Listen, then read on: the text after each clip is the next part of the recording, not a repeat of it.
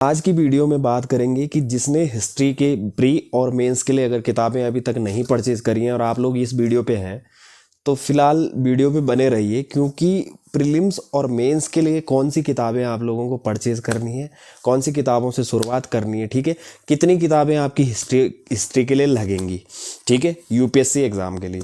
तो वीडियोस में बने रहिए।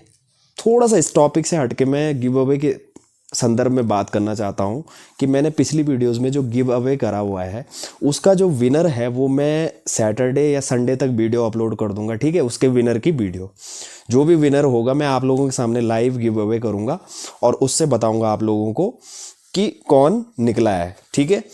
तो ये तो हो गया आपका गिव अवे का। अब बात कर लेते हैं कि प्रीलिम्स और मेंस के लिए हिस्ट्री। तो प्रीलिम्स और मेंस के लिए हिस्ट्री के लिए बताते हैं, सभी कहते हैं कि ओल्ड एनसीईआरटीज़ मतलब काफ़ी अच्छी होती हैं। अब क्यों अच्छी होती हैं, आजकल आप लोग जानकारी क्यों ओल्ड एनसीईआरटीज़ क्यों अच्छी होती हैं वो जानकारी आपको गूगल पे मिल जाएगी, आपको यूट्यूब में मिल जाएगी। 50 लोग बताते हैं कि क्यों अच्छी होती हैं। आपको पता है कि भारी डेटा होता है उसमें, ठीक है। सीधा डायरेक्ट फैक्ट पे बात करी जाती है, ज़्यादा से ज़्यादा जानकारी अच्छे से कवर करी गई है, ठीक है। न्यू एनसीईआरटीज़ में स्पष्टीकरण ज़्यादा है। तो ये सब चीज़ें मैं फालतू की बातें आप लोगों को बताऊँगा नहीं, सीधी सीधी बात है। मैं आप लोगों को सीधा बताऊँगा कि अगर आपने बुक नहीं खरीदी है प्रीलिम्स और मेंस के लिए तो सीधा मैं डायरेक्ट बुक की पॉइंट पे बात करूँगा कि कौन सी बुक आप लोगों को चाहिए। तो सीधा बात कर लेते हैं अभी प्राचीन भारत का, ठीक है। सीधा प्राचीन भारत की बात करते हैं प्रीलिम्स और मेंस के लिए, दोनों के लिए, ठीक है। तो चलिए एनसीईआरटीज़ का कॉन्सेप्ट रख देते हैं कि देखो ओल्ड एनसीईआरटी खरीदिए 8th to 12th, आप 6 to 12th भी खरीद सकते हैं अगर आपको मिल जाए। लेकिन मैंने फ्लिपकार्ट में देखा है कि 8 क्लास कक्षा 8वीं से 12वीं तक की जो एनसीईआरटीज़ हैं पुरानी वो अवेलेबल है, मिल रही हैं। उसमें क्या है कि जो इम्पोर्टेंट बुक्स हैं वो 11th और 12th क्लास की हैं, क्योंकि उसमें प्राचीन और मध्यकालीन भारत जो आर.एस. शर्मा की प्राचीन भारत आती है और मध्यकालीन सतीश चंद्रा की आती है, वो बहुत ही इंपॉर्टेंट बुक्स हैं दोनों 11th क्लास की, ठीक है, ओल्ड एनसीईआरटीज़ में। और 12th क्लास की बिपिन चंद्रा की और समकालीन विश्व का इतिहास। तो ये 11th और 12th क्लास की ज़्यादा इंपॉर्टेंट है। फिर भी मैं ये कहता हूँ आप लोगों को कि आप 6 to 12 तक की पढ़ो, क्योंकि 6 to 12 की थोड़ा सा बेसिक पढ़ना भी ज़रूरी है। अगर आपने एनसीईआरटीज़ को अच्छे से पढ़ा है तो फिर मेरे हिसाब से ज़रूरत नहीं है। लेकिन फिर भी अगर आपने अच्छे से नहीं पढ़ा है तो 8th फिलहाल 8वीं से 12वीं तक तो ले ही लो फिलहाल, ठीक है। इससे क्या होगा आपका, देखो तो एंशिएंट हिस्ट्री की बात कर रहे थे हम प्राचीन भारत के लिए। तो प्राचीन भारत के लिए आर.एस. शर्मा से बेहतर ऑप्शन है ही नहीं कुछ, जो कि आप एनसीईआरटी में पढ़ोगे 11th क्लास की, ठीक है। उसके लिए आपको स्पेशली मेरे हिसाब से स्टैंडर्ड की तरफ नहीं जाना है, क्योंकि जो आर.एस. शर्मा की जो बुक है वही स्टैंडर्ड में बनी हुई है, वही टॉपिक्स उस पे हैं, वही टॉपिक्स उस पे हैं, कोई फ़र्क नहीं है। ऑक्सफोर्ड की जो आप खरीदते हैं, जो बुक्स मैंने आपको दिखाई है कई बार एंशिएंट की, अगर आप लोग नहीं खरीदते हैं वो कोई ज़रूरत नहीं है, आप एनसीईआरटी में खरीद सकते हैं उसको, ठीक है। तो उससे आपका काम बेहतर हो जाएगा। आपने क्योंकि एनसीईआरटी तो खरीदनी है तो आपको आर.एस. शर्मा, सतीश चंद्रा और बिपिन चंद्रा उसी में अवेलेबल है, ठीक है, एनसीईआरटी में मिल रहा है वो, तो आपको अलग से खरीदने की आवश्यकता नहीं है। तो रही बात आपकी प्राचीन भारत के लिए, तो आर.एस. शर्मा तो हो गई। मध्यकालीन के लिए आ जाता है आपका सतीश चंद्रा। तो ये दोनों एनसीईआरटी से पढ़ लीजिए आप लोग, ठीक है, इससे आपका हो जाएगा। एक अतिरिक्त बुक अगर खरीदना चाहते हैं प्रीलिम्स और मेंस के हिसाब से भी अगर देखना चाहते हैं तो सीधी सिंपल सी बात है, उपेंद्र सिंह की खरीद लीजिए। उसमें प्राचीन और मध्यकालीन है, काफ़ी ट्रेंडिंग बुक है, काफ़ी फेमस बुक है, ये सब आप जानते हैं।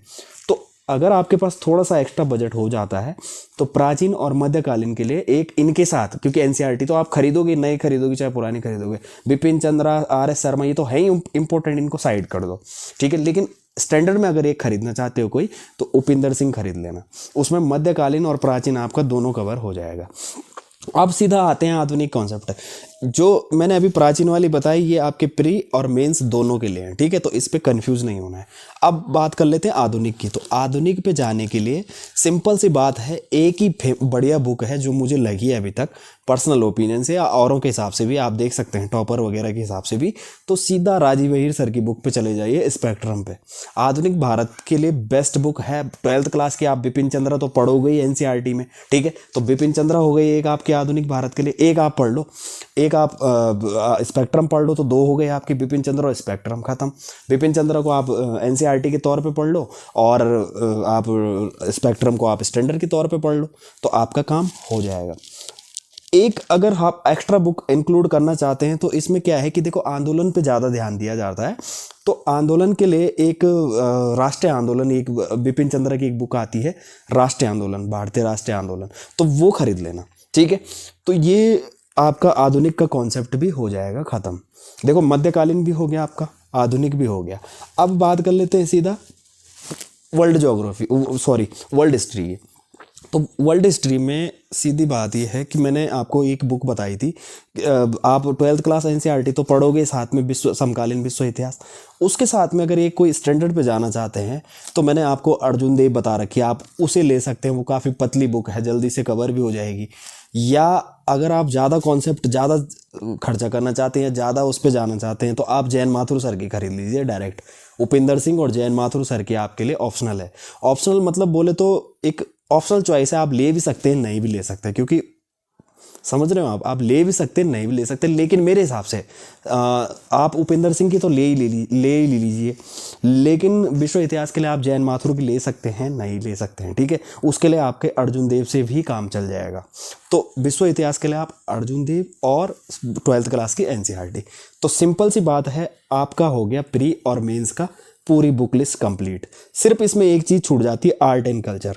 तो आर्ट एंड कल्चर के लिए आप नितिन सिंघानिया से बेस्ट बुक कोई नहीं है, मतलब होंगी बुक, लेकिन मेरे हिसाब से जो अभी ट्रेंडिंग में है वो नितिन सिंघानिया है, और मुझे भी अच्छी लगती है। सिंपल सी बात है, मेरे को तो बहुत ही बढ़िया लगती है वो बुक। तो नितिन सिंघानिया की आप बुक खरीद सकते हैं आर्ट एंड कल्चर के लिए। तो ये हो गया आपका प्रीलिम्स और मेंस का कॉन्सेप्ट पूरा क्लियर। तो ये प्रीलिम्स और मेंस के लिए बुक लिस्ट है।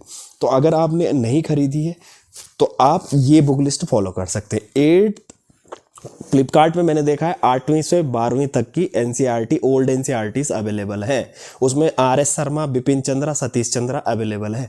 आप लोगों को अलग से खरीदने की, स्टैंडर्ड में खरीदने की आवश्यकता नहीं है, क्योंकि एनसीईआरटी में भी वही चीज़ें हैं सेम जो आपकी स्टैंडर्ड बुक्स में है, बिपिन चंद्रा, आरएस शर्मा, सतीश चंद्रा में, ठीक है। तो एनसीईआरटी से कवर करिए बिपिन चंद्रा, आरएस शर्मा और सतीश चंद्रा को, और स्टैंडर्ड के तौर पे आप उपिंदर सिंह ले लीजिए, और स्पेक्ट्रम, एक स्पेक्ट्रम को ऐड कर लीजिए, एक राष्ट्रीय आंदोलन वाली कर लीजिए, और एक विश्व इतिहास वाली कर लीजिए, ख़त्म, आपका कॉन्सेप्ट क्लियर। तो मैंने सारा, उम्मीद है कि इस वीडियो से आप कुछ समझे होंगे, ठीक है। अब मेरे हिसाब से आपको अतिरिक्त कोई वीडियो देखने की आवश्यकता नहीं होगी। फिर भी अगर हिस्ट्री प्री और मेंस से कोई क्वेश्चन रहेगा तो आप लोग मुझे कमेंट सेक्शन में कमेंट जरूर करिए, ठीक है। वीडियो अच्छा लगेगा लाइक करना, चैनल में नए होंगे तो प्लीज़ सब्सक्राइब जरूर करना।